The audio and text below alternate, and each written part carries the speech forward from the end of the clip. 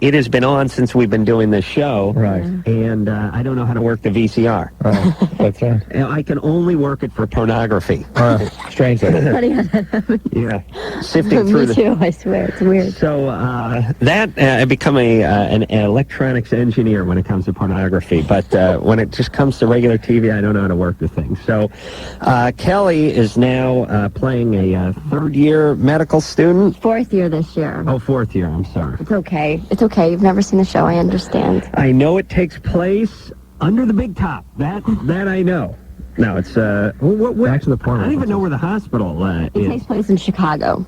And we film our exteriors there, and then we film the interiors, hospital stuff here. But you never have to go to Chicago to do anything. We You go do? like 3 times a year. Oh, well. And it's really fun, actually. Yeah, you can go to worse places. You do like 1 scene a day, like 2 pages a day, and then you just go drink and hang out with everyone. It's really fun. Beautiful. It's a beautiful thing. And you have to obviously memorize all that lingo. Which sucks. You probably will agree, Dr. Drew. Those words are it's just bizarre. abominable. It's like speaking another language, you don't notice it. Yeah. So once you've sort of spoken that language long, I'm surprised you guys still notice it. I mean, it's I do. They're just words. They're just, It's my second year, and I'm still Okay. not used to it. Yeah. And what's nice is I can screw up because I'm a fourth-year med student, so Right. they don't know everything, even though they think they do. And the stuff's pretty realistic, pretty graphic. I overheard Kelly talking about cutting a guy's stomach open last week. Yeah, a woman who was pregnant was in a car accident on last week's show, and the woman died, but they saved the baby. They showed them cutting a stomach open and taking out the baby. We massage hearts. It's real. It's kind of gooey and like bloody, and we found a severed finger on the floor the other day. It's fun stuff. You know what always drives me completely insane about TV and censorship is if you do a drama, you can do all you want. Show as much ass as you like, murder as many people as you like, massage as many lungs and hearts as you like. If a guy's telling a joke and he says Polak, he's screwed. Yep. That's it. says Hitler. Right. You're making a joke. You can't joke about stuff, but you sure as hell can recreate stuff that hasn't necessarily happened. I think the best and kind of worst thing about ER is the sounds, like cracking someone's ribs open or putting in the chest tube, Right. The other thing about bugs me, a little thing I've seen of ER is everybody's always rushing around because if ER docs were like that all the time, they'd all die of coronary. About 32. It's all pretty even, slow. It's just you've done it a billion times, and so it's not that kind of. It's not what the audience tunes in for, I guess. Well, there's some gang member bleeding to death in the next room, and you'll be goddamn if you're not going to finish your cigarette before you get in there. You Is know that what they you're tell saying, us? Drew? No, it's not that on the verge of panic all the time. You know what they tell us when we're doing a trauma scene? Faster, funnier. Faster, Funnier. Yes. Wow. I don't know what that means, but that's what they tell us. Wow. Who knows? Yeah, they're just trying to break the tension. Yeah. All right. Drew should really do a guest on this show. I know, I don't know how much pull you have over there, but if you have any at all, can't you weave I through think into that would something? be great, actually. It'd be fun. We got Billy Blanks on the show. We should be able to get you on the show. Yeah, Drew. Come on. No, it's really fun, and there'd be a lot of great stuff to explore with They really would. the Huh? stuff that you do. Yeah. All right. Mackenzie, Hi. you're 18. You could have somebody- Drew, you think I could look at the screen? You could have somebody in DTs or something that come down and. Sure. There's a lot of interesting stories. Oh, no. Drew, you're not going on ER, believe But I'm me. just thinking about this. They avoid these stories. The stories of the opiate addicts coming in with stuff in their hands and people, needles drifting up into their armpits, and people don't want to give them pain medicine because they're heroin addicts. Right. It's like they're not interested in getting off heroin. They're interested in the excruciating pain they're in. Right. And it's a very interesting stuff happens around that. Work some drugs into the next script if you could. I'll do my best. Well, I don't ask that you write it down, but certainly you could improvise within Well, my the character's scene. on Ritalin, so I kind of have that element going for me in every really? episode. That's interesting. Yeah. Mackenzie, Hi. you're 18. Yeah. What's up?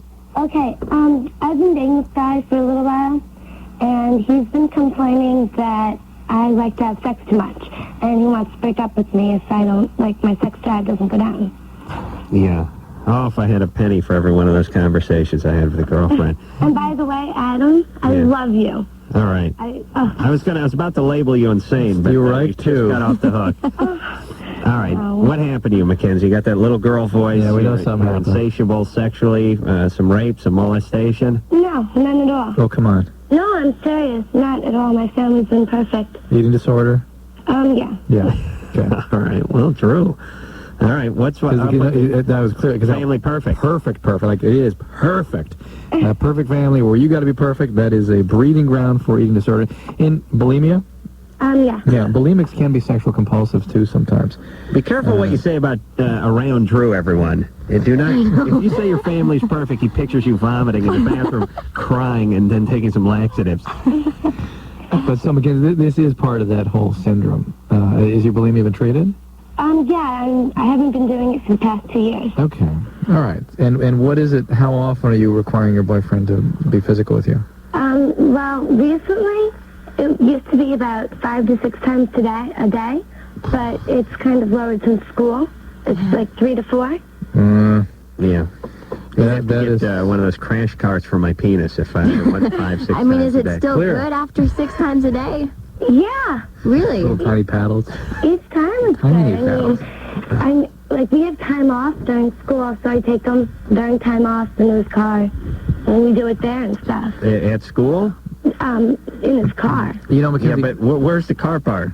Off school property. All right, just on some street? There's neighborhoods.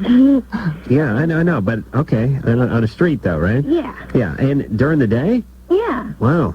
Windows, does he have tinting on his windows? Yeah, he has really dark tinted windows. Oh, he's smooth. And he seems to be enjoying it. I mean, he hasn't complained. He just says that it's, like, too much for him. Yeah, well... That's a form of complaint, though, isn't it, saying it's too much? I guess so. I mean, like, he says that it's kind of ruining his reputation. All right, whatever. As a guy who can walk? Ruining his reputation. Yeah, it's really All right. sad. Well, Mackenzie, I would still predict something happened to you. This degree of sexual compulsion usually goes along with some sort of sexual abuse. How old were you when you lost your virginity? I was 17. Nothing before that. No. Well, when I was around 15, I was dating an older guy, and he had me do some kinky stuff, but nothing sexual. How can it be kinky if it's not sexual? Not like sexual intercourse. Like, I didn't have sex with him. How old was the guy? He was 19. You were 15. Nothing before that, huh? No, all he did was he had me wear his little sister's Catholic school uniform. No. Perfectly normal, perfectly healthy. Nothing with your peers? No, other... No, never. All right, well, bipolar illness in your family? Manic Yes. Okay. Are you supposed to be on lithium or Depakote? No, I'm getting prescribed something All right. for manic depression. All right, well, that will settle this down. Tell your boyfriend to hang in there. This may be part of your mania. Jesus, 5 times a day in the car, during breaks. That's a rough combo, eating disorder and bipolar. Yeah, man. Wow. Yeah, but it translates into just a ton of poontang for any guy who's with her. Kenny? Yeah. You're 17. Yeah. What's going on? Well, see, I'm gay, and I don't want to let my sister know because I'm scared she might kick me out. Because, well, see, the reason I'm living with my sister is because me and my dad got into a lot of physical fights, and I can't live with my mom because of her job. What's her job? She's a relief manager for Motel 6, which means she moves from property to property. Oh, boy. And your mom is always on the move. And your dad, and you got into altercations. Well, when I was littler, he used to abuse me. Sexually? No, physically. Who sexually abused you? Nobody. All right. I feel that. Oh, it's just because he's gay. No, so no, you're no. Jumping to that conclusion. No. Any sexual abuse, Kenny? No, there's never been any sexual abuse. How old were you when you started having sex? Well, I was about 13. With a 19-year-old? Say again? How old was the person you had sex with? Oh, he was 16. Okay, well, that's getting into the sexual abuse range. Getting close. Yeah. Kenny? Yeah? So you're living with your sister. Mm-hmm. How old is she? She's 24. Uh-huh. What's she do? Nurse? She works she works at a mental institution called Rivendell. Yeah, that's kind of a nurse.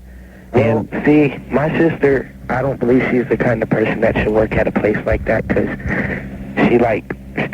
she'll mess with patients and stuff. All right. And oh, boy. Does she have any kids? Yeah, she has two, and she's pregnant with a third. No! Hold on, I'm locking the coordinates on. How far away does your dad live? Keep talking. Dad lives in Alaska. He lives way on the other side of the United States. That's all right. We can alter our vectors and take out... Without refueling. Without refueling, yes. We're calling an airstrike in on Kenny's whole family. We're going to nip this one in the bud. Kelly's got this bewildered look. What have I walked into here? Kenny, we'll synchronize watches. I'll give you a code over the air. That's when it's time to go out and get a pack of cigarettes, all right? Well, I got a pack of cigarettes on me right now. Well, I'm just looking to get you out of there before the house goes up in flames. Well, I'm about to move and get out on my own as soon as I can move up, but I don't know what to do right now because I can't get kicked out. Don't tell your sister you're gay. Lay low and then move out when you're ready to move out. All right. How tough is that? Listen, you know, we talk to people night after night. They're like 16, 17, 18. They're living at home. There's a step-parent they don't get along with real well, or they're living over at their sister or brother-in-law's place, whatever it is. And they're almost going to move out, but they're not quite ready to move out, and they want to know what the strategy is because they don't get along very well with the people that are putting the roof over their house. And here's the strategy. Kiss ass. Yeah. Kiss a ton of ass and don't cause trouble. What is the shame in hiding who you really are from a bunch of a-holes? Yeah, who you what's the hurry to be honest with them? If they're going to treat you like crap, if they're going to reject you, hey, you don't wait till you got a life before. Yeah, it's your family, I understand, but wait till you have a life before you take on that challenge. Plus, it's easy to work around people. You know their schedule. You know when they come home. You know when they go to work. You go to work. You go to school. You go hang out with your buddies. You go do what you got to do. You come in. You go to bed. You watch a little TV, whatever, and you sneak out the next morning. You just stay out of their crosshairs, and you can stretch this thing out for another year. But our listeners don't do that because they're as confused and scared and troubled as they are. They're pissed off too, and they're going to come home drunk and tell them what they think of them the next night, and that's the strategy that ain't going to pay off. Sam? Yeah? You're 18. Yeah. What's up? I wanted to know about the pill. My girlfriend just got on the pill, okay? And I was wondering if there's any way that pill can decrease her sex drive at all. Yes, it can. It can? True. While you're on it, certain pills can. Okay, and ortho. Ortho what? I can't remember exactly. Ortho tricycling? Ortho Novum, ortho tricycling. I think it's Ortho Est. I think it's tricycling. Yeah, actually the tricyclics usually increase sex drive. It does? Though different pills affect different people differently. Okay, I had another question. Is there, okay, we've both been told different things about this whole thing. Is there any way that if she stays on it for longer than a year, that she can become sterile? If that were the case, how many women in this country do you think would be sterile? No, I don't know. We'd be on Easy Street. All of them. We'd be living in a utopia. Most of them would be sterile. We'd all be driving home at 145 miles an hour with a 12-pack between our legs, firing guns off over our heads because it'd be like Omega Man. Could you imagine the utopia, Drew? Yeah, it does not affect fertility at all. All women die at the age of 21. In fact, there's evidence that there are actually health benefits to being on the pill. Your egg stays younger? The ovarian cancer risks are less, uterine cancer possibly less, the risks of tubal infections are less, so fertility actually is improved on the pill. Okay. All right, Sam. What? That's enough. No more? All right, what is it? It's got to be good. If she is taking antibiotics with it, is there any way that can be damaging to her at all? No, but it makes the pill not work. It does make the pill not work? Sometimes. If you're on any other medication, check with your doctor and or use a second means of contraception like a condom. Okay, thank you. All right. All right there, Sam. Kelly? Not that Kelly. Kellie Martin's our guest tonight from ER, and Kelly 15 is on the phone. Kelly? Hello? Yes. Hi, okay.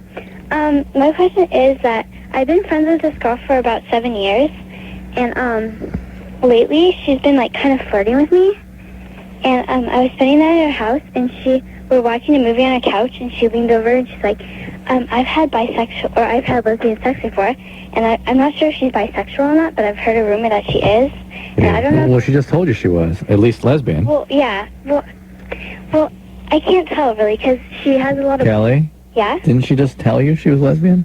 No, well, she's had a lot of boyfriends before. Kelly? Yeah? What did she tell you when she leaned over? No, she said that she had lesbian sex. Okay. Is there any question then whether she had lesbian experiences? I don't know. I can't tell. Can't tell what? Whether that was her voice coming out of her mouth? All right, let's do a little reenactment here. Hold on a second there, Kelly. Drew? Yes. Let's just say you and I took the night off Thursday night. Oh, wouldn't that be great? But here's the provision for us taking a Thursday night off to watch ER. Of course. 10 o'clock NBC. Kelly plays fourth-year men's too.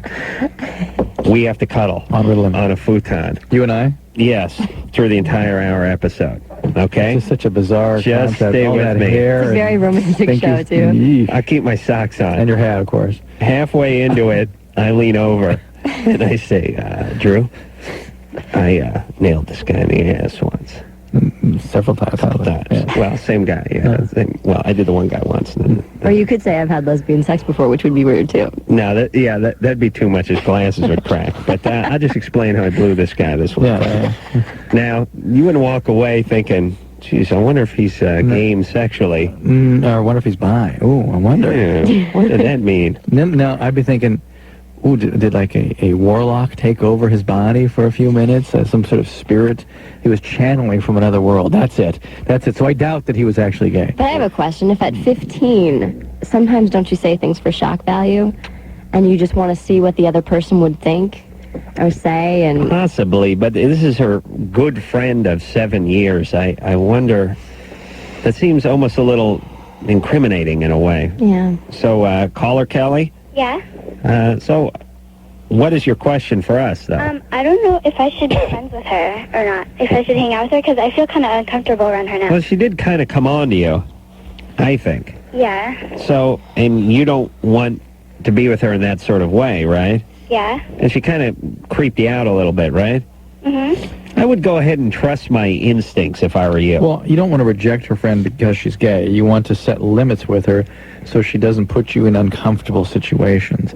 Let her know if she brings this up again, you're not into that kind of thing. Just state that that's not me. And if she keeps pushing, then you don't hang around her. Certainly, I would not be around her, maybe not even alone, until you find out what's going on with her. Yeah. But don't reject your friend. And if she's been not? friends with you that long, she'll get it. She'll know. I'm just saying, sometimes your friends creep you out. They say something that creeps you out a little Your bit. friends are all creepy and you hang around with them still. Oh, that's true, but they don't creep me out. They just creep out society. Jason? Yeah, You're 22. yeah, What's up? not too much. I was hoping I'd get on soon. Well, here you Yeah, are. careful. Got a quick comment and question.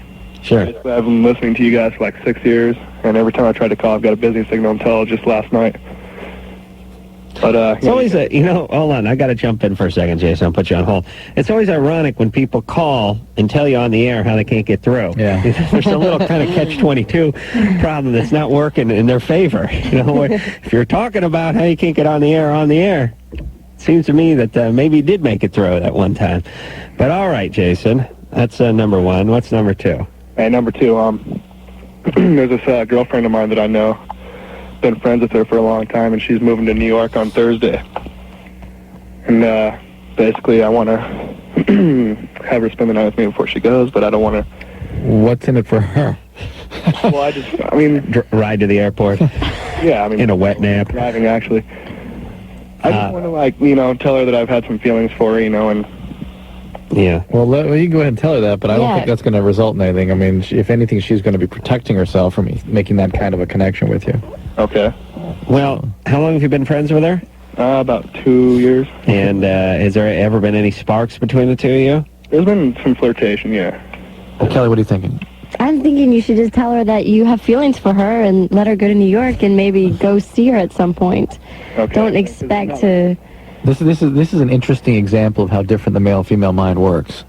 The man is like, the clock is ticking, I've just got a few more minutes before I can really get this done. And the woman is like, well, why would I make that level of connection with somebody and then leave? No, there's no way. Yeah. It's too painful. The guy's thinking if he enters the conversation with an erection, he can save some time off the whole lovemaking act. I Right. mean, it's good to be prepared. I won't wear underwear. That's the guy's and thinking. I'll sort of stimulate myself on the drive over, so I'm good and ready. But that's the thing is that I've only got until this amount of time to get this thing done. Yeah. Well, Because once it's done, it's done. No, it's more. Listen, here's what Jason has going here. We know it all too well. He's a guy. He gets put in the friendship category a little too much. He's liked this girl for a couple of years. He's been trying to psych himself up to talk to her for a long time. Now she's going out of town, and he's going, F it, I'm going for bro. Yeah. Right. But that's translating into sleeping with her, too. He sort of has himself talked into that as well. But it's not taking into consideration how a woman would accept or feel about that kind of an overture, what it would mean to her, which is different than what it means to him. And she's not going to, Up the street, Asia, or up the street. She's going to New York. She, if there's something, there's something. And Jason doesn't seem like a frequent flyer, though. Jason? Yeah. You've dug her for a couple of years, right? Right. What's been the holdup? Just rejection, basically. Not into rejection. She rejects you? Not necessarily. I fear the rejection. You fear it. Yeah. But it's kind of weird, isn't it, Jason, that 'cause I've been through this myself. You fear rejection, so you don't want to talk to her for, 2 years. But in the back of your mind, there's this bizarre sort of grandiose dream that when you do really drop the question, you're getting laid. you know what I'm saying? It's really like the furthest of two extremes. The truth is probably somewhere in the middle. Why? How far do you live from New York? Where are you calling from? I'm from Boulder, Colorado. Oh, just... the Denver airport, come on. Sure. Yeah. Everything goes through Denver. You Just catch talk the to next her. flight from Boulder to the Denver airport. The helicopter. Which is just a 3.5-hour skip, and then you switch on over to JFK. Got no problems. Okay. All right, go. You know what, Jason? Here's what you say to her. Just say, it's you know what? Tell her the truth. I know this sounds novel. Just go. I've known you for 2 years, and I've always been interested in you, and I've never had the courage to say it, but the fact that you're leaving makes me feel like I should say this. And I really hope you sleep with me. And get downstairs, honey, and get busy. All right, Jason? Good luck. Get drunk and say something. Oh, well, I'm a recovering alcoholic, so that Oh, okay. All right. bless you. Don't worry. Yeah. I got a question for you, Adam. Yeah. Has Drew referred you to a 12-step program for masturbating? No. Wait, yes, I have. You have? Jason, I've mentioned many times to him how much I thought the sexual compulsivity was an issue here. Sexual compulsivity. You've got that special relationship with alcohol that I've mentioned many times. Alcohol. Many times The I've suggested temerity this. to suggest that I'm an alcoholic and in I've sort front of Kellie Martin. breached it by suggesting you discuss it with your therapist, which you have yet to do, Okay. assuming the therapist would, of course, refer you to the appropriate resource. Let me defend myself for one moment, please. Number one, my masturbatory levels are at all-time low. They're dangerously low, I dare say. I am down to maybe 3 or 4 times a week. Oh, my Yes. God, Adam. Yes. Oh. Good for you. Yes, it is down. Drew, just because you do not have time, my new euphemism is Frost the Comforter that I stumbled onto in Tucson when I was yelling at some kid. It's good, isn't it? Frosting the Comforter? Right. Because you do not... Really do not leg him on. Make time. And you know what I was saying to Drew, too? I said, not only could this Frosting the Comforter be good for actually masturbating, but later on it could become part of the lexicon of the English language, meaning, a boss, a foreman could walk into a construction site where a bunch of guys were sitting around and go, all right, you guys, quit frosting the comforter and get back on the clock. You know what I'm saying? It's beautiful. See if you can work that into an ER episode.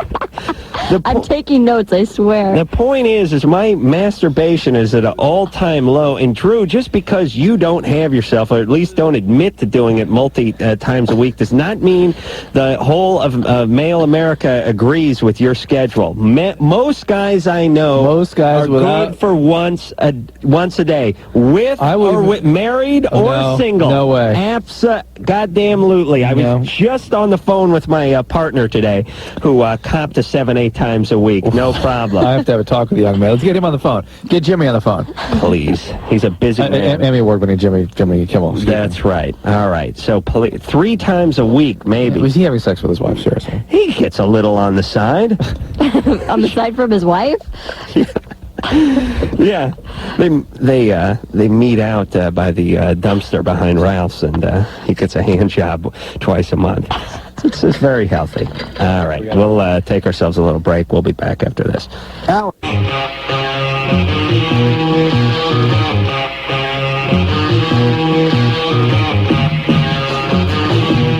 When the show's sitting around talking around. All right. Adam, are you having a bad night? No, I'm all right. I got congestion, and when I got the congestion, I can hear my own voice in my own head, and that gets bad. I realize how it is for everyone else. He's been doing. Was it Fred Sanford? Was that his name? Wheezy. I mean, no, a little bit. He's doing the Sanford imitation for the last couple of weeks. It's been getting more and more fetching. Well, I'm trying to establish some form of order in this radio show. You know, here's what happens on the show. People stand in the doorway and talk during the commercial break, which is fine. And then I put my headphones on, and the music starts coming up, which means we have about 10 seconds for the mics heat up. And I say, "All right, everyone out." And everyone looks at me and goes, "Okay." And then they finish whatever it is they're doing, and then I go, "Get out," and they go, "Oh, yeah," and they continue what they're doing, and then I yell, "Get the F out," and then they go, "Hey, what's with the attitude?" But seriously, yeah, radio studio, so it's, back it out, just back it out, right? Yeah. Right, all right. I'm always right? Yes. Yeah, sure. Don't make me have another spasm. That was last night. Sorry, I missed it. Last night was a spell. Tonight's a spasm. That's different. I need a little fan to, because I get flush. Kellie Martin is our guest tonight. You know her from Life Goes On, a 1,000 different TV movies and TV shows and movies of the week, and now, of course, ER. That's on. I think it's on NBC on Thursday nights at 10 o'clock. She plays a fourth-year medical student, and I think your bio needs to be updated because I think it says third year I'll let them know. Somewhere around here, and it really threw me. Yes, there it is, right there. Second paragraph. Okay, that somebody's going to get whipped for that. Yeah, well, you just fire him. You don't explain yourself. Okay. Just fire him. Okay. That sends the message. Marla, Yes? you're 23? Yes. What's up? Well, my question is, I just was able to orgasm for the first time 3 months ago. And my husband at the time, he bought me a vibrator and said for me, here you go and see if this will help. Because I had been talking to him about, how I really wanted to be able to do that and I wasn't able to. And it worked. And it's great and everything. But so since then I've been trying to orgasm during sex with him, and I haven't been able to. You're thinking about it too much.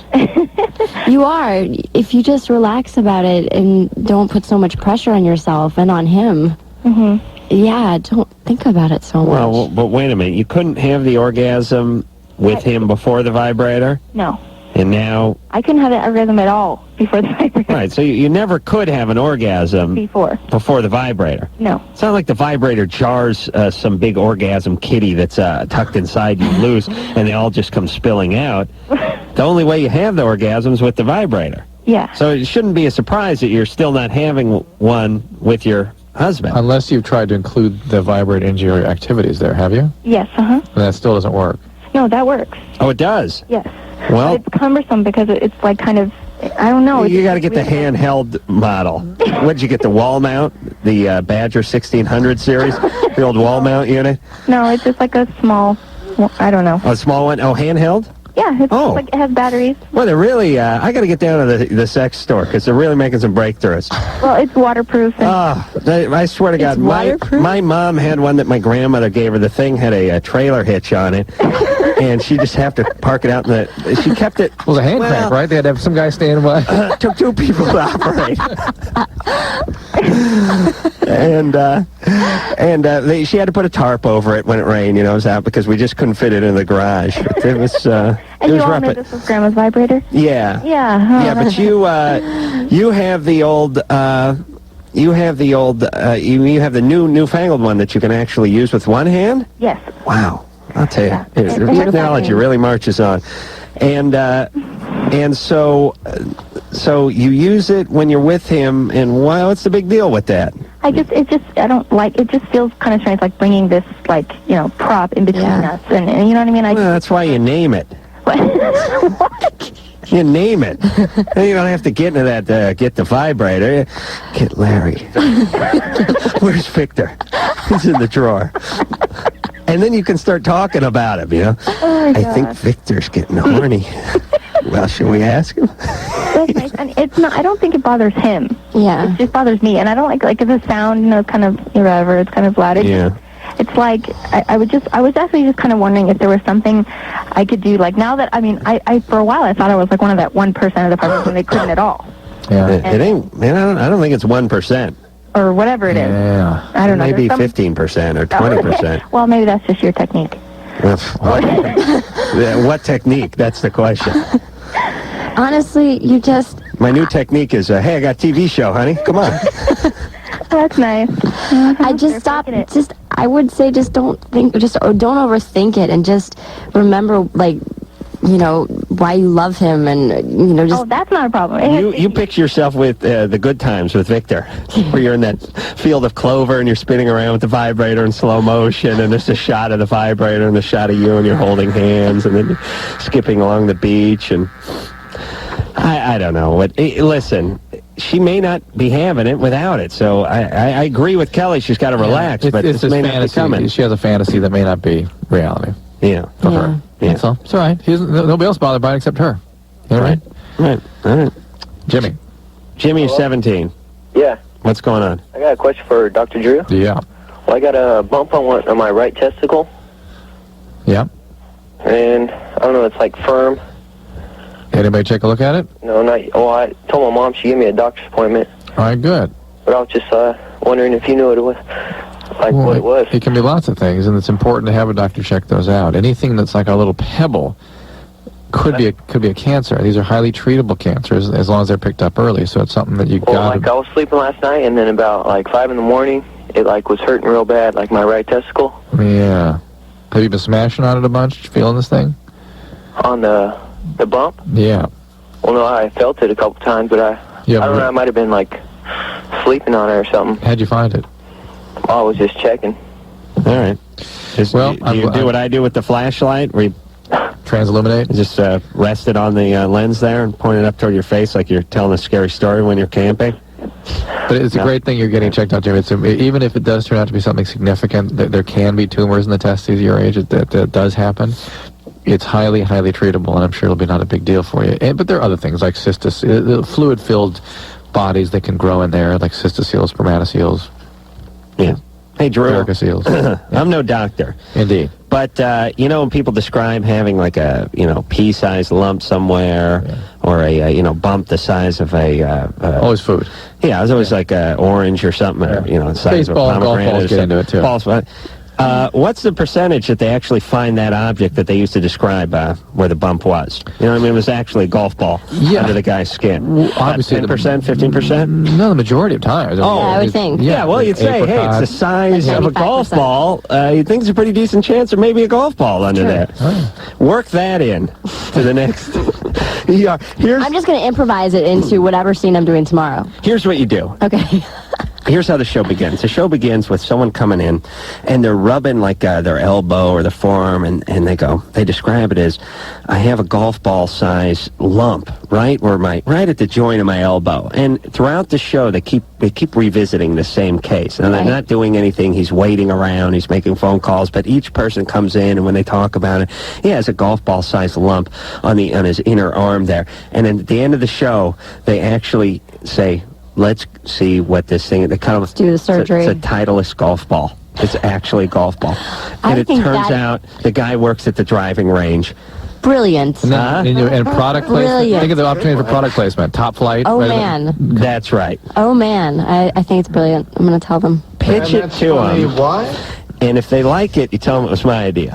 Yes. But if they think you're insane... All right, let's keep going. We have to go to break already. All right, let's just sell one of these. Kathy? Yeah? You're 30? Yeah. You no longer want sex with your husband. Well, it's not really no longer. Oh, boy. It's been ever since the honeymoon. Okay. Was that good? How long ago was that? Well, we've been married for 5 years. Okay. All right, hang on. Okay. All right. Well, Kellie Martin's here from ER. We'll figure out what happened to Kathy's libido after this. Me? Loveline. I'm Adam. That's Drew. Kellie Martin is our guest tonight from ER. She's the cute blonde who's the fourth-year medical student. You got that down, don't you now? I thought, you're really 4 whole years still a student, huh? What is that, Drew? I thought you said you went like a year and a quarter or something. Yeah. That's going to happen? Yeah. In what? Assuming I don't get fired. In ER? Yeah. Well, she just kind of likes the ER. Well, I mean, you never know. You never know if they decide they don't need me anymore. I see. But They turn that cast over pretty good. they do. We have so many new people this year. Oh, yeah. It's crazy. Yeah, we had Abraham or whatever his name. Remember the big Ben giant? Ruby, yeah. He's Yeah. not on anymore. Nice big stoner Ruby. guy. Abraham Ben Ruby, wasn't it? Yeah, that's his name. Just a big mountain of pot, that guy. I love that guy, He's though. a great guy. He's a great It's a lot guy. of fun. I don't know, I haven't seen him in a while. I don't I know just what saw he's him been on a up movie or to. something. What's he on now? He just... I don't know. He's not been working on ER. Well, I miss him. I miss his work, and that's why I stopped watching the show, quite Okay, I frankly. understand. I saw him in George of the Jungle with my kids. Oh, you did? Yeah. You saw him in the theater or on the film? In the film, I see. in the theater. I see. Oh, good. Well, I'm glad he's working. I guess I missed George of the Jungle this time around, but I'll read the book. What a funny tangent we just went on. I know. All right, so let's get back on wherever we were. Our usual tangent. Yeah. Loveline, the TV show, premieres tonight, by the way. I think I should mention at 11 o'clock. It's the new season, and same old crap, though. So New co-host. New co-host. New studio. New audience. Studio's the same. Studio's It's the same. different. Does it look different? Yeah, they got that ring of terror there at the other, the people stand in. That's going to fall on someone's head, I Drew. know. And let me explain what I'm going to do. I'm going to crap, and then I'm going to run for my dressing room. Thank you for sharing. That's right. That is what I'm going to do. That wasn't happens. graphic enough. That's exactly what my plan is. All right, Kathy. It's great that you know that ahead of time. Oh, you got to be prepared, Drew. We'll just steer clear. You know, people think you only have to be prepared to act in a calm and civil manner, or to act in a way that might prevent orderly something. way, yeah. Listen, if you're going to panic, you should prepare for that too. Be prepared. Why don't you just wear a diaper out there, right, just in case? What do you mean? Why don't I just? I do okay. wear it. Of course I do. That's part of the new program. Kathy? Yes. All right, so you're 30. Right. You've been married for 5 years. Right. Yeah, and the honeymoon was 5 years ago too, right? Right. What was it Yeah. like before the honeymoon? Well, I kind of think I know what the problem is. We just don't know how to solve it. And that is that I always use sex to get guys. And so once I got my husband and it's a honeymoon, it's like, why do you need it? Excellent. Now when we do have sex, it's great. I can have an orgasm and all that. And I love my husband, but I'd just rather not have sex. Right. Do you know what I mean? Yeah, no, but why do you think that you'd rather not? What is the feeling that's negative associated with doing it? I don't know. I think it's just not necessary anymore. Well, let's assume that it is. Most humans find it a necessary element of a relationship. So what is it that feels not so right for you? I think feel a little bit resentful. I don't. Of what? Oh, now we're getting there. Of what? Well, not of him. I had a lot of partners before him. He doesn't know that, but I did. And I think it was always to get the guy. Once I got him, it wasn't necessary. Resentful, maybe I think that it's men kind of use it not for love. I'm just being used. Even though So you feel objectified by it at all? I think I do. Even though he's my husband, I love him, and I know that's not. All right. So where's Dad? Oh, my dad's in my life, but Alcoholic? my mother's an alcoholic, Yeah. and my father. I bet Dad's alcoholic too. Oh no, he's not. But he had a job that took him away from the home, so I was with an abusive mother who was an alcoholic. Okay. All right. Well. My dad and I have a close relationship. My mother and I have a relationship. It's not really close. Shouldn't you be pissed at your dad, though, for leaving you with an abusive alcoholic while he hit the road? Yes, and I have been, and we've talked about it. But you think I would have gotten over that by now? Well, it's pretty heavy. That's great. How many conversations did you have, you know? Yeah, and it's just a pretty heavy biology that needs to be sorted out very thoroughly and in a safe environment. This is therapy, Kathy. Therapy? Yeah, it really is. Have you gotten any? No. All right. Well, now, should my husband come with me, or should I do it? No. I think you ought to do eventually, this. maybe, yeah, but not now. When you're ready to put out, he should show up, and the therapist should clear out, and you guys use a sofa. Yeah, it is clearly you resent him for being a male. Boy. And the fact that everything about sexuality is that of objectification for you. You have nothing else in it than that. You got to get through that. You never got raped or molested or anything? Well, there was a date rape when I was 19, but I had No. Something before that. Nothing before that? No, All right. I just had a lot of partners. Your mom or dad never got weird on you about your sexuality when you were growing up? Oh, my mother, called me a slut when I kissed a boy. Yeah. All right, so I actually have a question. Why haven't you told your husband that you've had a lot of other partners? Well, you know, when we first started dating, I had a reputation, and I made him not believe it. I just told him no, it wasn't true. Stick with it. And he believed it. And he believed me. Good. What should I tell him? Stay with it. No, don't. Stay with it. Yeah, don't get into that. Yeah, but what you do need to tell him is what you're dealing with here. Don't get him into that. We talked about it a lot, and I've told him I think this is why it happens, because, you wouldn't go out with me until, we had sex, and then everything was fine. We ended up getting married, but... All right, listen, Screwy. Get to the therapist and start working it out. Yes, sir. Because this doesn't have much to do with your husband, except for he's the benefactor of all this screwed up crap your mom put you through. Right. All right? Okay. All right, well, there you go. Wow. Never heard someone so perky about going to the therapist. I'm sorry, I'm sick, but this is a guy's worst nightmare, which is basically slept around like I was, basically as some kind of prostitute before we met. Now I'm with you. Sorry, you ain't getting any. This is the worst of both worlds for a guy. And I know you should be honest with your partner and all that other nonsense, but when you're not putting out with the guy and then you come clean about, honey, remember the 6 guys I told I was with? Put a 0 and add 10 onto that, and you're starting to get in the neighborhood. The guy's going to kill himself at that point. It's true. So with all the other stuff. Stick with the lie. That's fine. And hit some therapy. Yeah. All right. Because, imagine that. I always use sex to get guys, and now I got you, and you're not getting any. Hello? Hey, Adam. Hey, you're 25. Yeah, I am. Oh, you drunk? No, I had a little bit of hiney, though. Well, that was quick, Adam. Good for you. Is that an air compressor in the background? I'm cooking for my honey. You using compressed air? I'm in an industrial-type kitchen. I'm walking A vent. the It's a antenna vent. now. Yeah. Oh, is that a vent? Yeah, it was. Okay. Let's. You know what? This is gonna take forever to get anything out of it. Let's take a break here. This is not. Okay, Drew. Hey, Lo?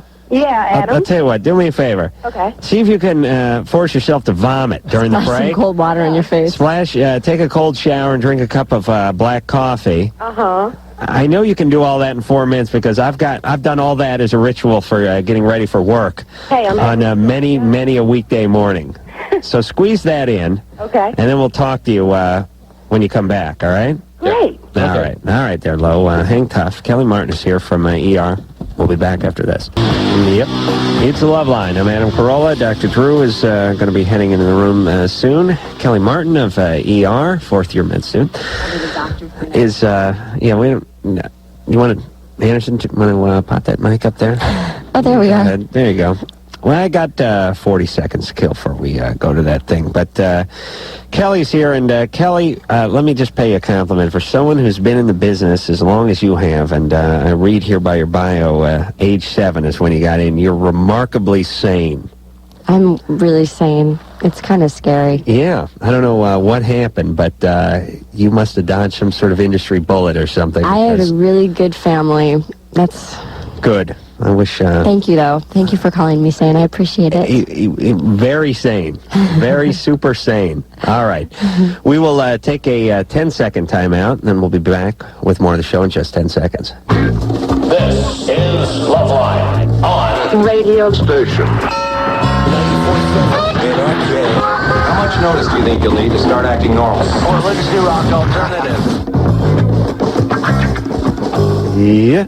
It is Loveline. Kellie Martin is our guest tonight, as I've stated before, from ER, Thursday nights, 10 o'clock on NBC. And when we left off, we were speaking to Lo, who's had a couple of heinies and got her head stuck in a hood fan. Ha, ha, ha. Lo? Adam. You have not sobered up at all, have you, honey? Yeah, I have. All right. Laps around the track. I'm cool. All right, so what's your question? My question is, okay, I had a girlfriend of mine. We were just friends for a long time. Still are just friends. And she's kind of opened up to me a lot about her sexuality, which is cool because I'm an open type person. Yeah. But her boyfriend was accusing us of sleeping together. And a lot of my girlfriend's boyfriends have accused me of sleeping with them, but it's not really me. But anyway. And a lot of your girlfriend's boyfriends accuse me of sleeping with the boyfriends. No, that too, both of them. I'm just like a open person sexually. Yeah. Let me translate that. Screwed up. No. Yeah. Yes. Yeah. Absolutely. Really? Yeah. Okay. All right, but anyway. Anyway, ever since the boyfriend accused us of sleeping together, I've gotten feelings for her. And I talked to her the other day, and she told me she's feeling the same. Yeah. My question is, how all of a sudden, never had feelings or any type of interest in each other until the boyfriend said something? Oh, please. Listen. Well, it's all his fault for bringing it up. Thank God he didn't ask if you were getting it on with a llama. Right. You'd have to go blow one. Listen, Lo, what's up with you? Why all the confusion? Why are they acting out? No boundaries. Well, I have had boundaries. It's just It's in the mid-60s. It's like, listen, Lo. You have a buddy, right? Lo, I don't want to talk about here and now. I want to talk about back when you were 8. Yeah. What kind of situation did you grow up in? Very loving family. Really? Yeah. The family. What kind of family? Extended family. Yeah. Grandma, granddad, aunts, uncles. Did they raise you, or you just knew them? No, they raised me. Where were your parents? Hmm? Where were your parents? Oh, my mom was there. My dad wasn't there. Where was your dad? Raising somebody else's kids. And when did he leave? Huh? When did he leave? Well, he was never there. It's like my mom loved him from high school, and bam, here I am. All right. Well, that's not necessarily the ideal situation, not to know your dad. Well, no, but now as an adult, he's been around me for like 4 years. Yeah. He moved in with me. You don't need him anymore. He moved in with you? Yeah. Yeah, when he found out you had a duplex, he decided to have a change of heart. I think so. These dads are great. It's like they're not around from 0 to 20, 22, and then all of a sudden they come around. Yeah. Bam, here you are. Yeah, it's great. Yeah, it's a wonderful coincidence. There's no staying up late. Sure, it's great. Yeah, we'll go out to dinner. We'll go Dutch. Fantastic. Yeah, listen. All right. That's not a dad. But It's a freeloader. Long story anyway. Well, look, there's a lot of crap going on here, Lo. You're in massive denial about it. There's all kinds of crap going on. And I dare say somebody else did something to you, someone in that extended family or extended neighborhood, well beyond just the fact that your relationship with your parents was less than optimal. What's up? Anything like that? When I was like an adolescent, we moved in with my uncle, and he never touched me or anything, but he like kind of liked me. I could feel it. Yeah. He'd say things like, is it all right for an uncle to date his niece? And he like touched my butt once, but yeah, it's got to be. How old were you? I was about 17. Yeah, it's got to be weird when family sort of sexualizes family that way. I mean, even if they're not touching them, it's like your niece becomes some woman who's walking by the construction site and you're hanging your feet off a girder. Hey, baby. Yeah. Exactly. And they don't have to touch you. Yeah, that's worse. I'd rather just get raped once and forget about it. Have to live in this environment where every time you get out of the shower, you got to worry about him creeping around, you know? So everything was perfect. Beautiful. Everything is perfect. Lo, come on, honey. The things were kind of a mess when you were growing up. No, not really. All right. Aside from my mom working and, like, trying to give me things to replace her, like a watch or a TV. Yeah, okay, Lo, come on. It's like turning into a comedy sketch. Yeah, Do you understand? Except for the part about my mom working, trying to replace her love. I give you She never ran. gifts. Okay, Lo, so listen, stop acting out. You're just acting out. All right? Can you slow down for a second? Okay. How about here's my challenge to you. I'm writing a new book. I decided to. It's on sexual compulsivity. That's it. The book has got to be written. I'm going to put a hole in it and mount it. Lo, I'm gonna have a special computer mount for you, Adam. I don't know. Lo's a million miles away from anything. Of course. So here's the deal. Don't get pregnant. Lo, do you have any kids? No. Good. All right. Don't have any kids. That's. You know what? I wouldn't do it. I tell you to go to therapy and to stop acting out, but I don't think you're going to do it. Wait a minute. What do you mean when you say acting out? I just This mean is all compulsions that result from the emotional disconnect you've got. Your brain reacts to all that by creating these preoccupations you've got. Yeah. Just hey, why don't you be alone with your thoughts and really sort of take some time with yourself instead of sort of pursuing something all the time, always working an angle? I mean, I don't want her. All right, good. There you go. That's done. It. Hey, Drew. Hey, Lo. Checked out your site. I registered. There. Oh, thank you, Lo. Now you're my best friend. That's right. But keep coming back and you learn some more about this stuff, because we hope to have a sort of environments where people like Lo can come get more information, get support from people who maybe been in various stages of recovery from this kind of thing, where they can go for sexual compulsion treatment, that kind of thing. Chad? Yes. You're 21. Yes. What's up? Well, my girlfriend's parents does not like me at all. Uh-huh. We've been dating for 3 years. Can you blame him? Just trying to. You don't even know the guy. Trying to screw with the self-esteem. I don't want my daughter dating anyone named Chad. That's who smokes a lot of pot. Smokes a lot of weed. No, actually, I'm drug-free. For how long? For 7 years. And before that? I smoked dope. A lot of pot. Wow. Yeah, it still affects you. We can hear it. And drug-free since 14? Well, you know what? It turns out before 15, the effects on the brain are quite substantial. They actually measurably anatomic change. That laugh and that speech pattern, that's all marijuana. So it's weird. So it's like if you smoke weed, a lot of weed from 13 to 14, you're like forever Hesher. You're like a life of Spicoli is what you lead. But if you smoke a ton of weed between 25 and 30, a 5-year period, and then stop for 7 years, it could affect you a lot differently. You'd be exactly how you were before you started smoking the weed. Probably true. I don't. That's true. Something like that is true. Listen, who said it? All right, you're not a scientist, so you can get away with it. No, I'm right. I'm always right. Chad? Yes. Okay, so, wow. He must have really toked out a lot. Yeah. So what's your question, Chad? Why doesn't your girlfriend's family like you? See, at first, it was all right and everything, because I was when we first started going out, I was 18. Right. She was 14? Yep. Perfectly normal, perfectly healthy. And now that you're 21...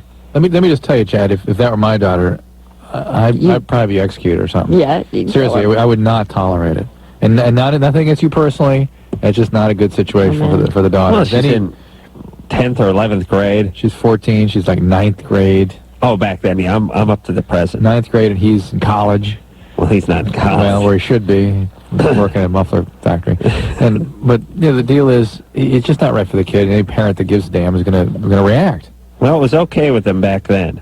Oh, really? So she's 17 now? Yeah, 16. And you're 21. Now it's a 5-year difference. 13 to 18, okay. Right, okay. And what's the problem now? Well, it started about 3 months ago. Wait, by the 13, 18 was 8th grade in college. Well, he said 14, I think. Oh, but it was probably 13, you're right. Okay, I'm sorry. Go ahead, Chad. Drew, put away the abacus and let's move on with the show. It happened about 3 or 4 months ago. And we broke up. Her mom loved me to death. And then one of my ex-friends went to him because we were fighting, and went to her mom and told her all these bad things about me that happened in the past. Bad, I mean, truths about you that you wouldn't want her to know. That you didn't want her to know, right? Yeah, that I don't do no more. Right. And... Okay. Hey, Chad? Yes. Come on, pick up the pace, would you, brother? You haven't been stoned in 7 years, for Christ's sake. Let's go. And her mom don't like me no more and everything, and she don't want me to see her no more. Okay, yeah. Well, look at it this way. In another 10 years, she can move out of the house, and you guys can start dating, get your own place. She's going to try to protect her daughter, and if she doesn't think that her daughter should be with you, she's going to do everything in her power to keep you guys apart. Hey, she's 6. Yeah, 16's still a kid. What grade is she in? She's in 11th grade. All right. She's a kid. That's Chad's in law school. Shouldn't you guys just break up? You've been together for long enough, Chad. Haven't you? Huh? Oh, boy. Chad. We've been together for 3 years. Okay. All right, Chad, well, what does your girlfriend think? What does she want to do? She wants to stay with me, and I want to stay with her. All right. Well, the parent thing. Okay, well, what do you want us to say? Let her turn 18 and then talk about it. Oh, that's not going to work. It's 2 years from now. Chad? Yeah? Here's the deal. Now you have sex with her, you're criminal. And same with the last 2 or 3 years. There's some raping going on here. But now there's somebody to press charges. Yeah, you got Mom pissed off. Chad, I don't have an answer. Okay. I think you guys should break up. I really do. 21 and 16 is a big gap, and you guys have been going out for long enough, and her mom's a piece of work, but she wouldn't let a 13 or 14-year-old go out with an 18-year-old unless she was a piece of work. And Chad needs to focus on Chad. I rarely say that using the name Chad twice, but Chad, focus. You need to do some work on yourself, brother. How can you move on in your adult life when you're dating a chick in high school? You know what I mean? I mean, think about that. It's a sort of constant regression thing that you're going through. It's like, here you are, you're 21 years old, you should be working on your career or your education or whatever the hell you're working on at 21, and there's a chick with a peachy folder under her arm who wants to talk to you. Or take you to her prom. Yeah, what's to talk about? Take the old guy to the prom. You guys are going to go out and price boutonnieres this weekend. You know, I mean, how can you move on? It's so sad for her, too. She never gets to really experience her high school. Yeah. Now, listen, any of you boneheads smoking a ton of weed at 12, 13 years old, listen to old Chad. 7 years his lips have not wrapped around a bong, and it sounds like he was baked. Yeah. I'd love to see those serial CAT scans. You'd see some interesting shrinkage. Josh? Yeah. You're 19. Yeah. What's up? Well, I have a question. I know when I go to the gym and I do leg lifts where my back is vertical, you know, I've actually... Back is vertical? What does that mean? Yeah, where the ones where you rest your arms on something and you lift your legs. It's kind of like a seat. It's a seat without a chair. It's an abdominal thing, for your abs. Yeah. And actually doing that, it's made me orgasm twice, and I wanted to know if that's a problem. How many of those do you do? I do like between 20 and 30 of them with my legs straight. It's not a problem for Josh, but for the old guy who's on the foam pad that's rolled out in front of him doing his leg lifts, it's a bitch. Do you have a problem with the guy left with the mat stuck to his back? Security had to tackle him in the parking lot. Do you have a problem with premature ejaculation generally? I used to, yeah. How did you overcome that? Huh? How did you overcome that? Just by, just having sex with my girlfriend more. More frequently? Yeah, more frequently, and then eventually it started to go away. So, do you get on the apparatus with an erection, or are you flaccid? No, not at all. See, I never get an erection the whole time. I orgasm without an erection. Do you orgasm or you just emit some semen?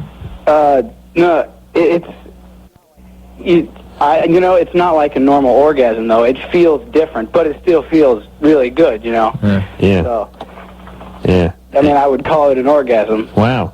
And you haven't went ahead and purchased that piece of equipment for your home gym already? I would have swung by the Busybody on the way home and picked up one of those babies. Yeah, I'm saving up some cash. We can't get it on the Miata. Strap it to the roof!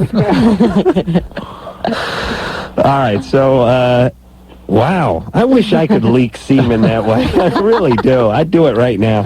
I'd dump a bunch of talc and roll up some toilet paper and stuff it down my shorts, and I'd just hit the road laughing like a hyena. And, I'd just be doing it all the time. Boss chewing you out. Parents giving you a hard time. Just smile and nod my head. Wow. All right. Hey, Josh. Yeah. Well, it's not normal, but I don't think it's bad, is it? That's what I'm asking. I hope it's not a problem. Are you on any medications? Hey, Josh, you on any meds?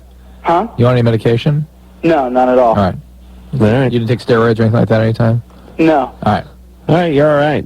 And how's the premature problem going with the girlfriend? Well, you know what? I broke up with my girlfriend a little while ago, so... got a little build-up going here. That's it could be. That could be the answer. All right. Well, Chad truly, I should say Josh truly is one of those guys, when they talk about working out and giving 110%. He's like, that's, hey, when I become a coach one day, that's what I'm doing. I want to check guys' underpants for semen. That's why I know the guys are really pushing themselves, really working. That is great. Oh, my God. Oh, my God. They talk like this in New Haven? No. I don't know. I haven't been to New Haven for a while. Just ER set. Randy? Yeah. You're 19. Yeah. What's up? My question is that, like, whenever I, like, go out with a girl, or when I meet a girl and I start to have feelings for her, like, I'm not obsessed, but I get really infatuated with her. Like, I'll think about her, like, pretty much all the time. When does the infatuation develop? At the point at which she shows interest in you, or at the point you just establish a date, or when does it happen? When she shows interest in me. As soon as she says this is sort of a green light, then you're just in. Yeah. All right. Pretty much. That's not that uncommon a thing.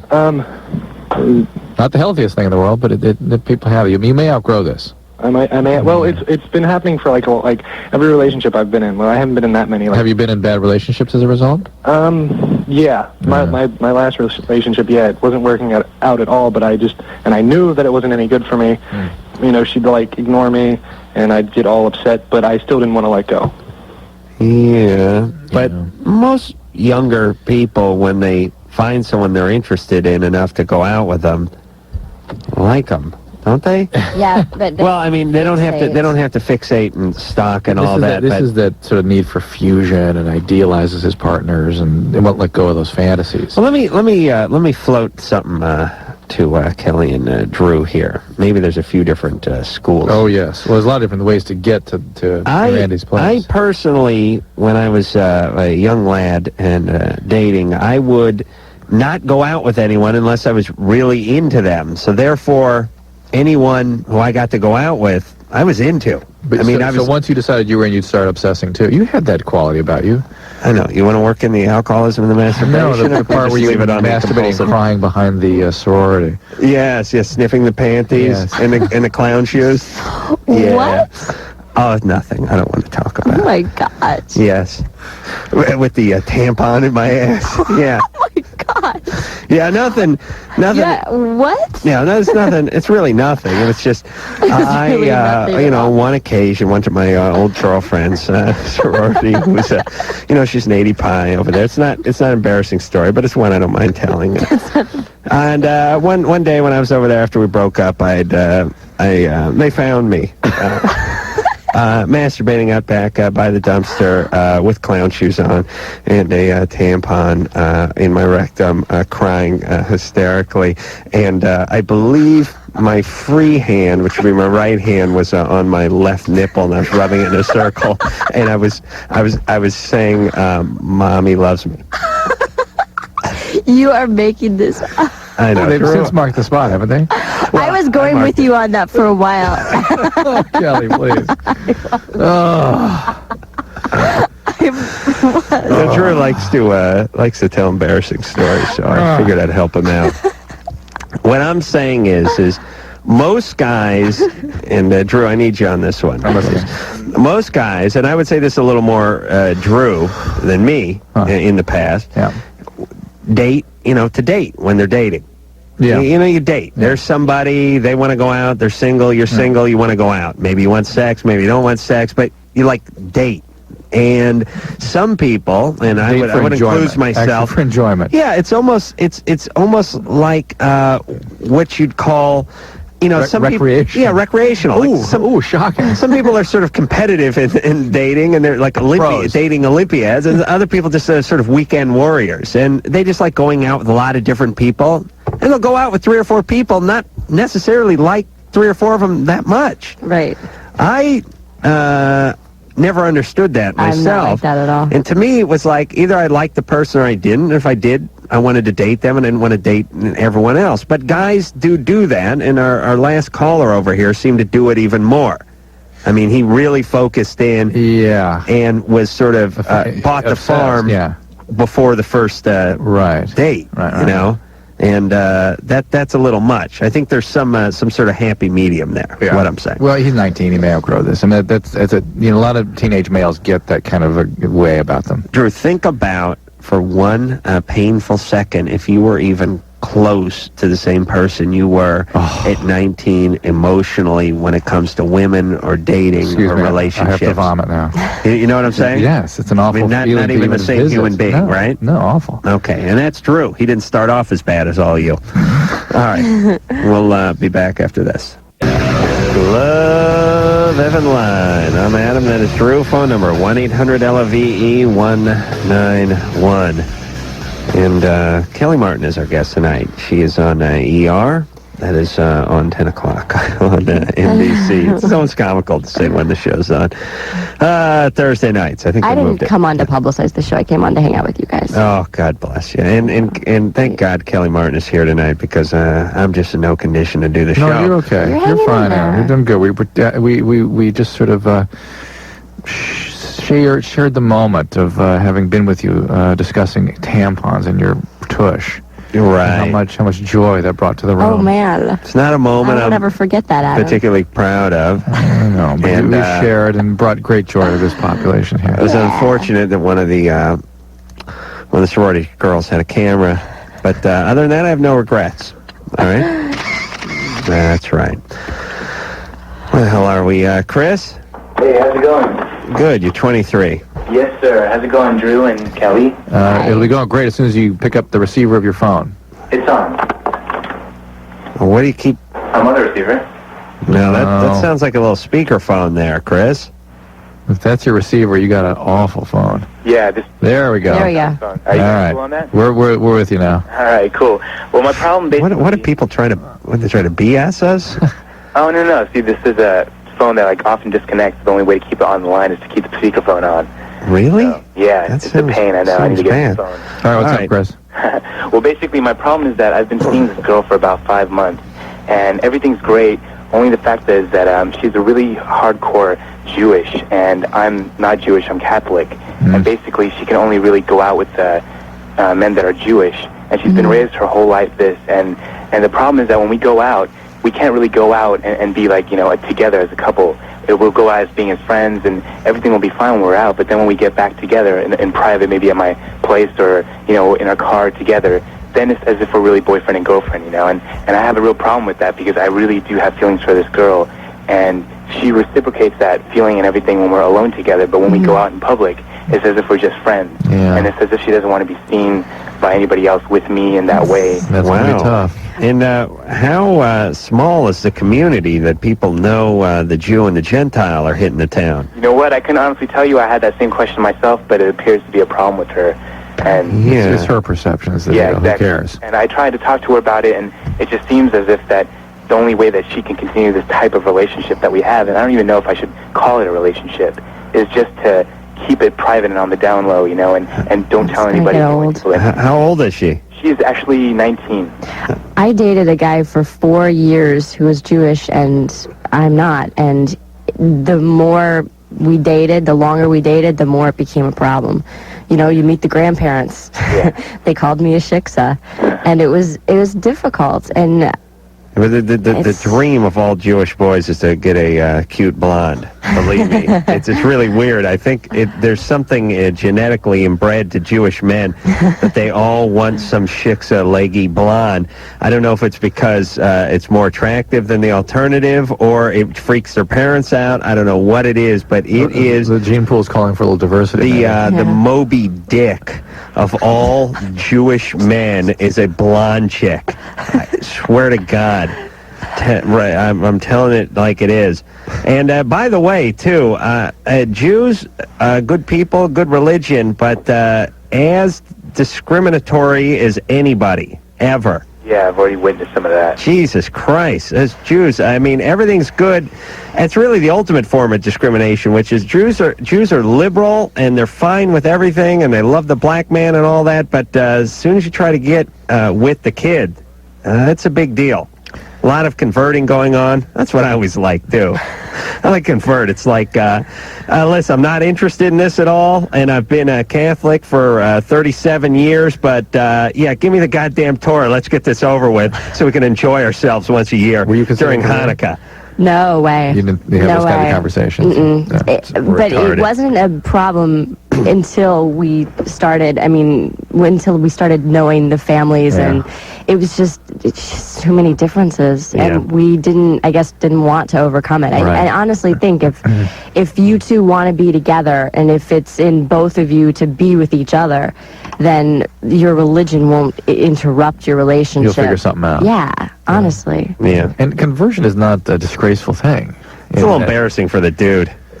Why for the dude? Let's face it, Jewish is a kind of novelty religion. I mean, it's kind of a dorky religion. Let's a novelty religion? It's a goofy what is religion. That about? It's goofy. They took out the middleman. What's the big between deal? the Yama. Let's think of the fashion, for Christ's sake. Bunch of guys with goofy fashion. Okay. Goofy fashion, goofy names. Think Yiddish, everybody. For Christ's sake. Sounds like a rabbi's drunk. It is a novelty. It's a novelty religion. It's embarrassing to convert. Come on. And a man who converts, that translates into pussy whip, straight on. You think his friends are not? If I converted, think about you. If I converted and try to explain that to my North Hollywood buddies, they would be laughing their asses off. They would kick your ass for a while. But you feel good about it. No, I wouldn't. I'd be doing it so I could get into get some money out of the folks. Come on. No. Oh my God. Well, let's be honest. Who converts because they love the religion? They convert because they don't want to get their ass kicked by the grandparents. That's the good part. I really do think. Please. Wait. I think you undersell the importance that religion can play for some human beings. Right. It's an important part of. It's been with us throughout human history. Humans derive great benefit from it, and as such, some people make the choice of what religion they're going to be a part of. And this is let them make the choice then. But I understand. And it's not their choice. They have to convert, or they can't get married. They don't want to convert. But can you accept that some people might embrace it wholeheartedly? I can accept that some people. I would be. I'd love to know, and you never get an honest study of this, but I'd bet you 85 to 90% of people who convert do it because they kind of have to. Not because they're interested in the religion whatsoever. So it's a ridiculous ritual so the grandparents can die happy. That's it. That's a joke. Come on. Well, it's also any guy who does this is a wuss. If somebody buys in the idea of maintaining a cultural history, I mean, people can do that. All right. You know it's a joke. Come on.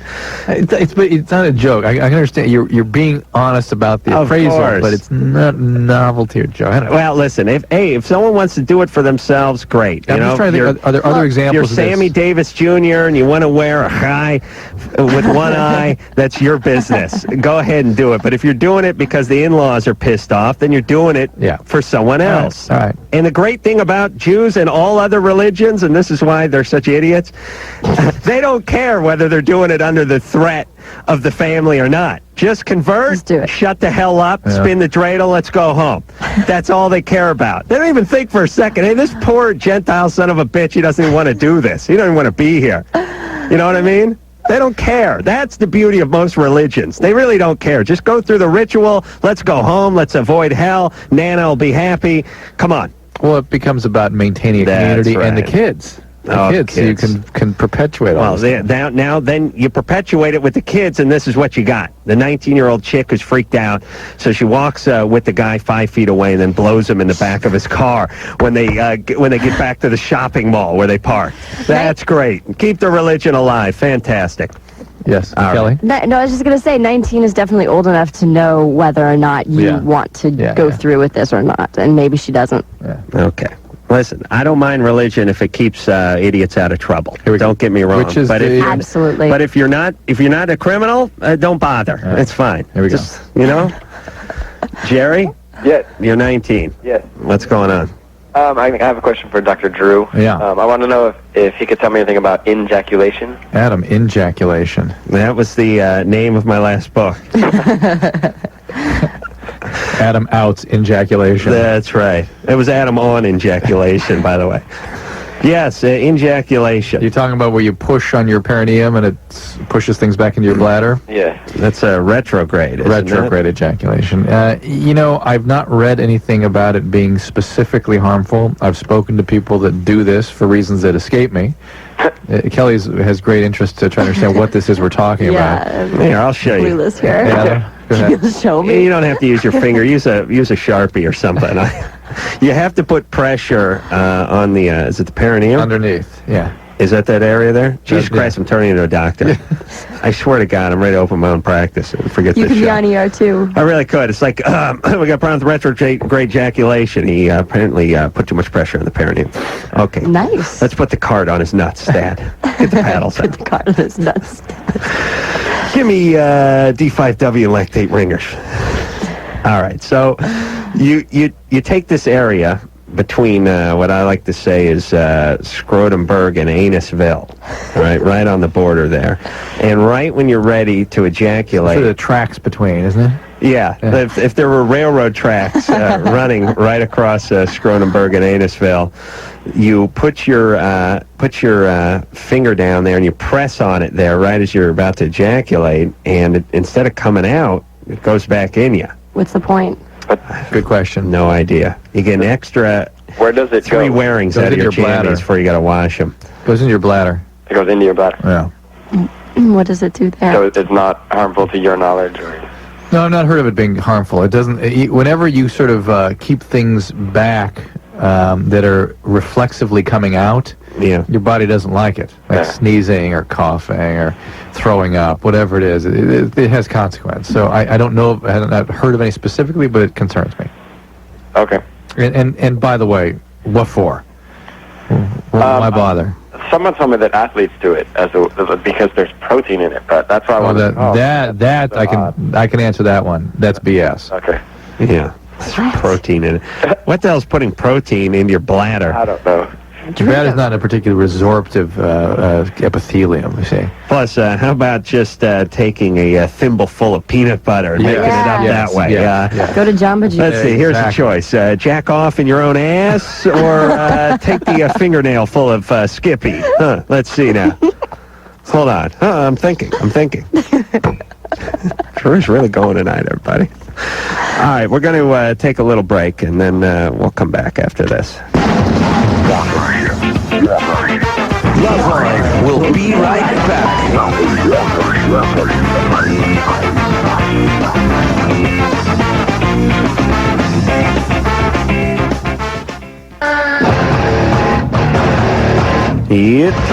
Loveline. I'm Adam. That is Drew. Phone number 1-800-LOVE-191. Kellie Martin is our guest tonight. She's not here to plug ER, Thursday nights NBC, 10 o'clock. She's here because she cares. Yeah. That's right. 4th-year med student, by the way. Not in real life. But I hear off to Yale. She finished. We're almost finished. I have a year left. I'm just their forever student. Why, I'm an art history major there. I don't do anything medical there. Right. Well, why bother with the education? You got the money. Screw it. What kind of art history? Any particular? 20th century photography. Oh, wow. Yeah. Interesting. This is my obsession. That's great. Tomorrow, lecture on Ansel Adams. Tuesday? Ansel Adams, Wednesday. Talk about Ansel Adams for a while. I can tell you're very into It's the only one I can think of. That's right. Carol? Yes. You're 27. That's right. What's up? I've been married for 6 years, together with my husband for 11. And he was very interested in threesomes and different sexual stuff, so I went and did it with him, the threesome. But how long did you say you've been with your husband? 11 years. 11 years. 11 years. And how long did it take before he talked you into this? Just did it last year. 10 years. 10 years. Now, what other weird stuff? You said he was into other things? Oh, no, just different, having different sexual partners. Like, he would be all into group sex if I would do that, but... Right. And so you wisely sort of held back on that issue. Yes, I did. Until he got you to do it, and now what are the consequences? Well, with one particular person, it was incredible sex. For who? So now I've since kind of have an interest in this person. Girl or guy? Guy. In what way was it incredible? What does that mean? Just very good sex, I guess. I've only been with my husband, so... So just the fact that there's another person is already sort of alluring to you? Yeah, it wasn't really that I was into the whole 3 people being there. What was it about this guy that was so appealing to you? I don't know. We just have some sort of, I guess, connection there. I've known the person a long time. Well, it was jismet. It was what? I'm just cracking me and Drew up tonight. Well, okay. So now I'm not sure if I should... All right, so settle down now.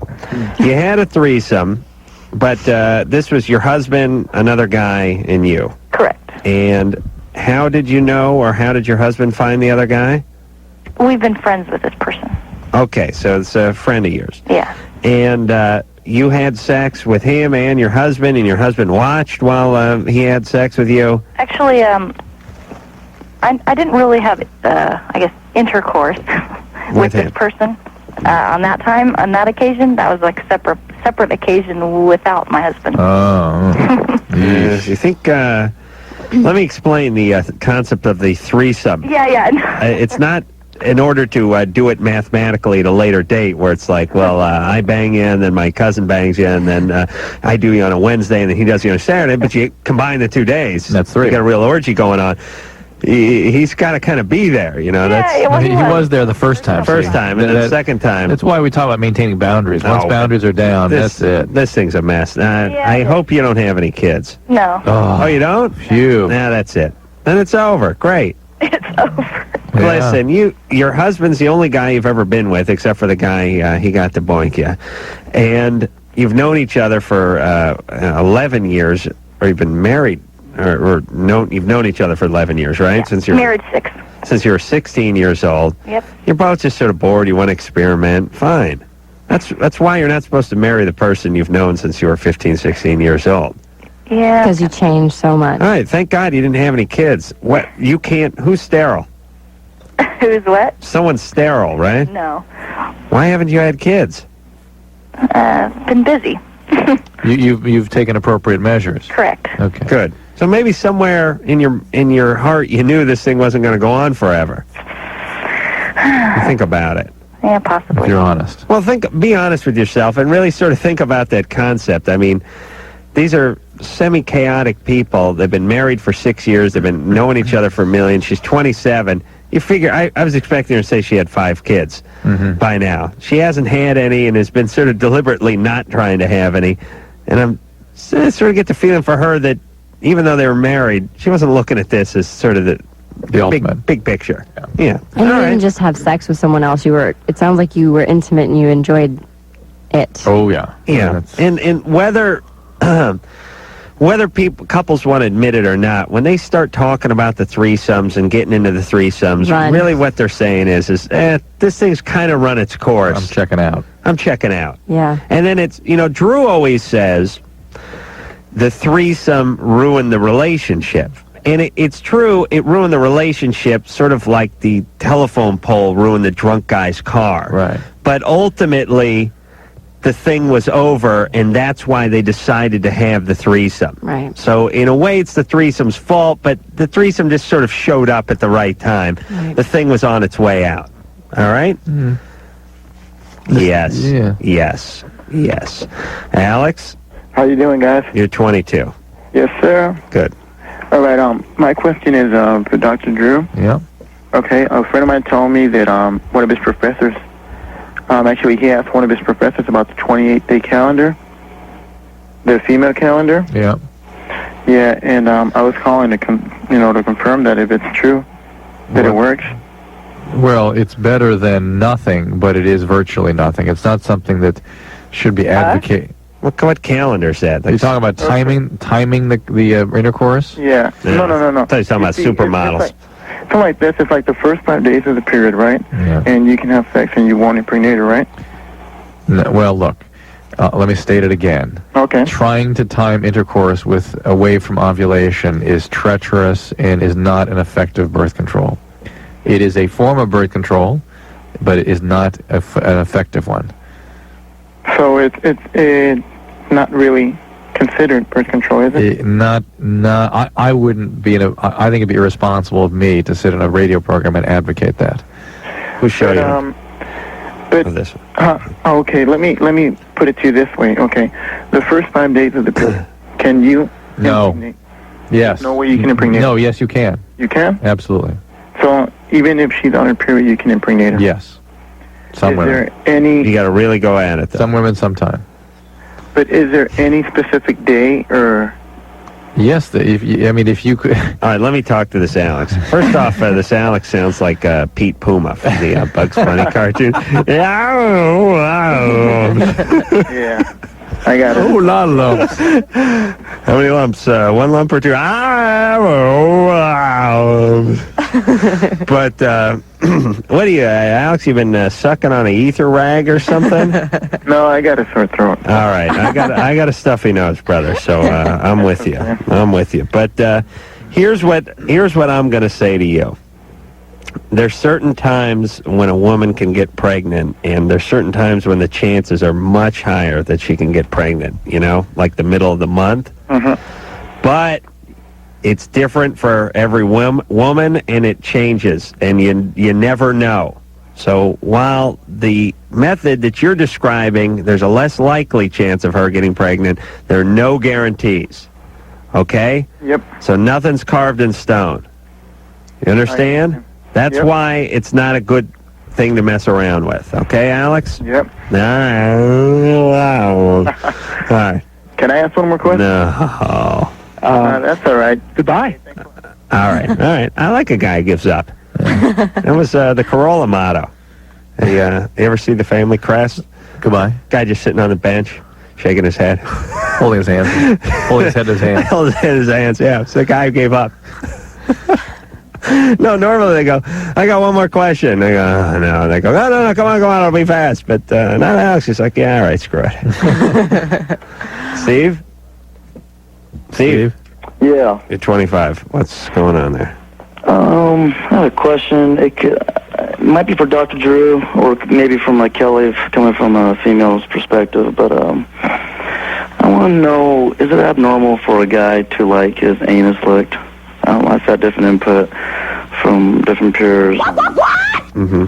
By what kind of animal? And a few people have agreed, or it's happened to them, and they said, yeah, they agree. But most guys, I guess, are homophobic or something. They think, even if it's done by a female, it's kind of unusual or abnormal. And I think it feels incredibly good. Yeah. I'd like to hear Kellie's take on it. All right, here she is.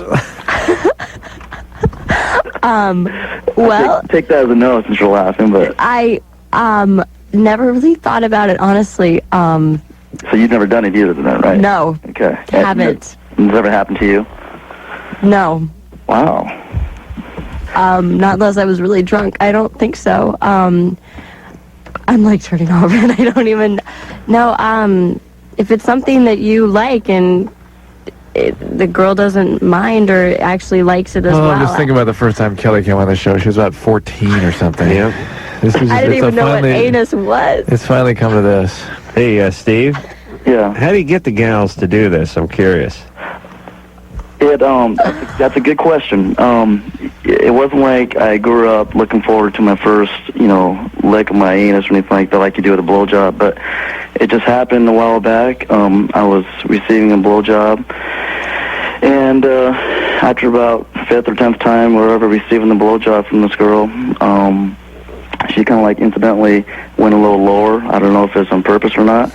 And you could tell from my reaction that I enjoyed it, and then she was there, and it just felt incredibly good, to the point where I was actually asking for it. If I had to choose between that and a blowjob, I'd choose that. And a few guys that have admitted to it, agree that, and I've heard, medically speaking, maybe Dr. Drew can touch on this, that the reason why I feel so good is the male's prostate glands. No. Let's Dr. Drew, touch on the anus for a moment. No, thank you. If you could. No medical reason for this. There's no specific explanation for that. My butt. Other than that, his unique anatomy is something that responds to this. That's all.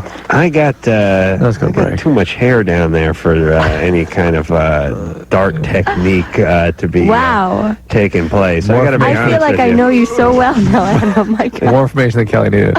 Kellie just vomited. Making out with Dan Haggerty or something, Yeah, that's it. I wouldn't send my worst enemy down there. I really wouldn't. I wouldn't let Hitler do that to me. I really wouldn't. If it's something that comes out of the moment, then God bless you. Have a great time. Yes, God bless you. Let's go on. Hold on. Let me tell you let me tell you what the real excitement of this is. I know this. When a girl is doing that to you, the thought is who's in charge, honey? I mean, when someone's got their tongue in your ass, who's in charge? Who is in charge? God, I don't know. The recipient of the tongue lashing, not the one with the tongue in the ass. I mean, it's a power trip. Think about it. Yeah. Hey, how much do you love me? Get down there and prove it. That's love. Forget about a ring. Get down there with that tongue. That's with love. that delightful discussion about romantic love, let's go on to break, shall we? All right. This is the show known as Loveline. With your hosts, Adam Carolla and Dr. Drew. 94. Loveline. 7 NRK.